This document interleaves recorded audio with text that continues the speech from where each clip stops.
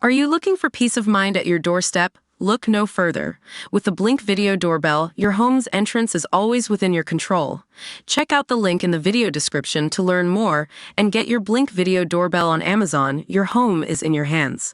John Swinney has admitted the election was incredibly tough for the SNP as he promised to reflect on what it meant for the independence campaign. The First Minister said the slump from 48 MPs at the 2019 election to 9 added to a really difficult period for the SNP that included Humza Yousaf's self-inflicted and chaotic resignation. But he refused to consider his own position or take separation off the table. He said, "The Scottish National Party needs to be healed and it needs to heal its relationship with the people of Scotland, and I am absolutely committed to doing that." The two-time SNP leader, who only replaced Mr. Yousaf 8 weeks ago, said he accepted full responsibility for the party's campaign and its worst Westminster election result since 2010. Addressing the media at a press conference in Leith on Friday morning, he said, "I commit us to listen and to learn from the very obvious setback that we had last night." In an apparent nod to controversies over gender reform, he said the SNP must build up trust by delivering policies that changed people's lives on the issues that matter.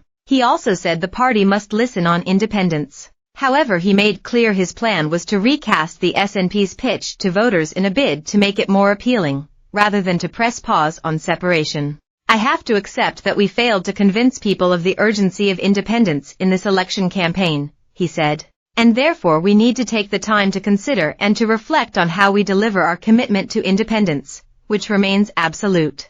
We need to get that approach correct in the forthcoming period." After a breakdown in relations between Bute House and Number 10 in the last Parliament amid personality clashes and rows over Brexit, the First Minister said he wanted a far more positive and productive relationship with Sir Keir Starmer and the new Labour government. He said the Scottish government would unreservedly be willing to work collaboratively and cooperatively on issues such as child poverty, economic growth, and net zero. Demanding more money for Holyrood, Mr. Swinney said, "There has to be an injection of resources to strengthen the public finances or the recovery of public services will be incredibly difficult.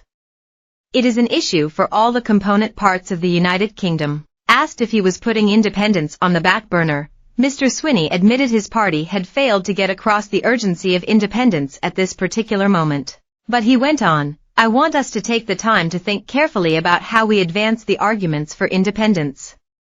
My view about independence hasn't changed this morning as a consequence of this election campaign." Pressed on whether the issue was off the table, he said, "No, it's not." Asked if his plan was merely to bang on about independence in a slightly different way, Mr. Swinney said, "We are committed to listening to and learning from the electorate to establish how we can strengthen the arguments and make them more compelling." He rejected the suggestion that the party's focus on independence had put off voters, saying support for the cause remained around 50% in opinion polls. Mr. Swinney also insisted he was an electoral asset for the SNP, despite presiding over 4 electoral reversals as party leader, 20 years ago as well as Thursday's collapse. He said, "I've got 7 election victories under my belt as a parliamentary candidate, and I've been asked by my party to lead it in difficult circumstances and I intend to give it my all."